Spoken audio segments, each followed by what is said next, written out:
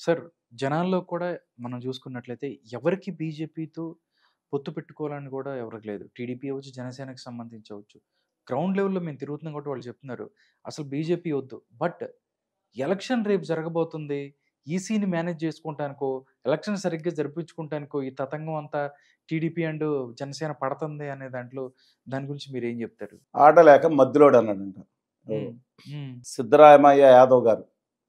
ఏ పార్టీతో ఫైట్ చేశారు? ముఖ్యమైన పార్టీ జేడీఎస్ పక్కన ఉన్న హ్మ్. బీజేపీ కదా.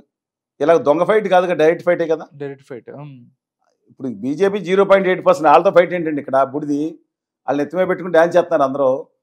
సిద్ధరామయ్య యాదవ్ గారు వినయారా? హ్మ్. పినరయి విజయన్ గౌడ్ గారు వినయారా? హ్మ్. బీజేపీతో పెట్టుకున్నారా? మేనేజ్ చేసుకుంటా పెట్టుకున్నారా? ఈ చేతకాని కబుర్లు వీళ్ళు చెప్తారు.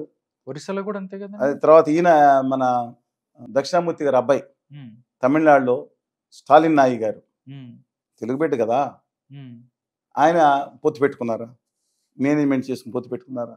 ఫైట్ చేసి గెలిచాడుగా. దమ్మున్నాడు ఫైట్ చేశాడండి. ఫైట్ చేయాలని కబుర్లు అండి వీళ్ళు. హ్మ్. వీళ్ళు అంటారు ఇంట్లో కూర్చుని చోటులో కూర్చుని నేను కబుర్లు చెప్తున్నారు. హ్మ్. ఎన్టీ రామారావు వచ్చి వీళ్ళు కూర్చోలా. తెలుగువాడి ఆత్మగౌరవాన్ని బయటకు వచ్చి చాటి చెప్పాడు. రాజశేఖర రెడ్డి గారు సైవనంతో సాధించుకొచ్చిన తెలుగు జాతి ఆత్మగౌరవం తాకట్టు పెట్టలా. తాపి ధర్మారావు నాయుడు గారు తాకట్టు పెట్టమని చెప్పలేదు. త్రిపురనేని గారు చెప్పలేదు, వేమన గారు చెప్పలేదు, జాషో గారు చెప్పలేదు. వీళ్ళు అలా వారసులా. పశ్చిమ బెంగాల్లో 60,000 70 ఎంతమంది దింపారు? వేల మంది కేంద్ర బలగాలు దింపింది. హ్మ్. పోటీ ఎవరికి? Mamata bajji BJP direct fight. హ్మ్. కాంగ్రెస్ సిపిఎం నా మాత్రమే. చూశారు కదా ఎలక్షన్ అయిందా? ఈ చేతకాని కబుర్లు చెప్పొద్దు. ధైర్యం ఉంటే నిలబడి తెలుగు జాతి ఆత్మ హక్కులను ఓకే. మీరు బీజేపీకి వెళ్ళారు. నేను గత 9 సంవత్సరాలు చేసిన 2,70,000 కోట్లు నష్టాన్ని భర్తీ చేస్తాను సగం ఇప్పుడు ఇవ్వండి ఆంధ్రప్రదేశ్కి ఇచ్చింది. మా గుజరాత్కి వెళ్ళిన సెమీకండక్టర్ 1,50,000 కోట్లు 70,000 కోట్లు ఆంధ్రప్రదేశ్లో పెట్టిస్తాను నేను ఇమీడియట్గా. రేపే శంకుస్థాపన 2 నెలల పూర్తి చేస్తాం. మేము నష్టాన్ని భర్తీ చేస్తాను. నేను ప్రత్యేక హోదా విభజన హామీ ఇన్సెంటివ్స్ ఇస్తున్నాను. ఇవాళ నుంచి జీవో ఇస్తున్నాను.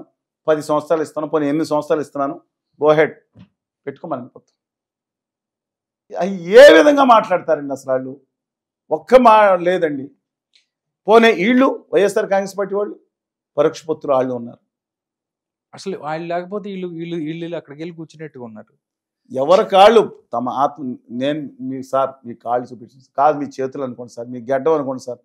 ఆల్రెడీ కాళ్ళు పట్టుకుని చేతులు పట్టుకుని గెడ్డం కోసం తిరుగుతున్నారు సార్. నాకు ఒకసారి పొద్దున్న ఇలా వాస్తు ప్రకారం నార్త్ ఈస్ట్ నుంచి కలిసేవాళ్ళు ఒకళ్ళు, సౌత్ వెస్ట్ నుంచి కలిసేవాళ్ళు ఒకళ్ళు, దొడ్డిదారిని కలిసేవాళ్ళు ఒకళ్ళు, గుమ్మందూరు కలిసేవాళ్ళు, అందరూ వెళ్ళి కాళ్ళు పెట్టుకుంటారు. బాధ కలగట్లేదా మీకు? మన రాజకీయం మా అనుకోండి, ఇంకోటి ఏదైనా జనం అనుకోవచ్చు. వాళ్ళు బాధ కలగట్లేదా మనిషికి? ఇదే మీరు చర్చ ఇంకో దానిలో పెట్టండి, సినిమా యాక్టర్ల గురించి పెట్టండి, సూపర్ అంటారు. రాష్ట్ర ఆత్మగౌరవం కోసం భావితరాల భవిష్యత్తు దెబ్బతింటుందయా ఆ వాట్సాప్లో ఉన్న యువత, మీరు గమనించండి అయ్యా అని చెప్తే. నేను ఒకటి చెప్తున్నా ఆంధ్రప్రదేశ్లో యువతకి, మొన్న చెప్పింది మళ్ళీ రిపీట్ చేస్తున్నా.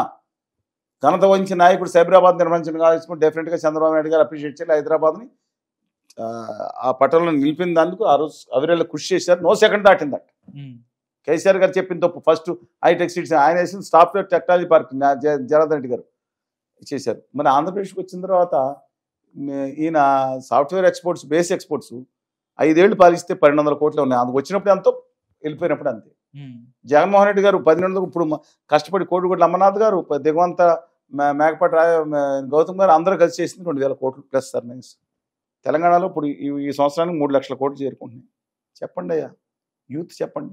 ఈ కుల పిచ్చి, మత పిచ్చి, రాజకీయ నాయకులు, వారసత్వం రాజకీయ నాయకులు పాదపూజ పిచ్చి ఉన్న యువకులను అడుగుతున్నాను. ఎంతకాలం ఎండమావులు ఇంకా పరిగెడతా ఉంటాం అలాగా? ఆత్మని మీ ఊళ్ళో, విజయనగరంలో, శ్రీకాకుళంలో, పాలకొల్లో, చిత్తూరులో, కర్నూలులో, లేదంటే హిందూపురంలో, బద్వేల్లో ఒక ఆన్సర్ ఇండస్ట్రీ పెట్టుకుని మీ తల్లిదండ్రుల దగ్గర ఫ్రెండ్స్తో కలిపి హ్యాపీగా లైఫ్ లీడ్ చేయాలని లేదా? 5% కొత్త ప్లేస్ మిగతా లేదా? పరాధీన బతుకులైపోతున్న నేపథ్యంలో వీళ్ళందరూ ఇది చేస్తుంటే ఎలా? ఎన్నాళ్ళండి జీవితం ఇది? ఆత్మగౌరవాన్ని తాకట్టు పెడుతున్నారు, హక్కుల్ని తాకట్టు పెడుతున్నారు. వాళ్ళ వెనకమాల గొర్రెల్లా బ్యాచ్ బయలుదేరుతున్నారు. వాళ్ళ భావిద్యాన్ని ఏ రోజు నా మాటలు 10 మంది అనవచ్చు. ఒక సినిమా నటుల గురించి, నటి గురించి మాట్లాడితే 50 లక్షల మంది వ్యూస్ రావచ్చు. సత్యం ఎంతమంది ఆచరించినా సత్యాన్ని నమ్ముకుని ఉంచాలి. అది దాని మీద నిలబడతాం.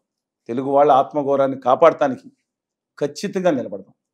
నేను విద్యార్థులు నిలబడమంటున్నాను. రేపొద్దున ఎన్నాళ్ళండి పరిగెట్టి వలసవాదులు అనిపించుకుంటారు. నేను చెప్పిన దానికి వాళ్ళ తెలుగుదేశం వాళ్ళకి బాధ కలుగుతుంది, వైకాపా వాళ్ళకి బాధ కలుగుతుంది. సత్యాన్ని మీ పిల్లలు మీరు చూడండి, ఎన్ని సాఫ్ట్వేర్ వచ్చినాయి.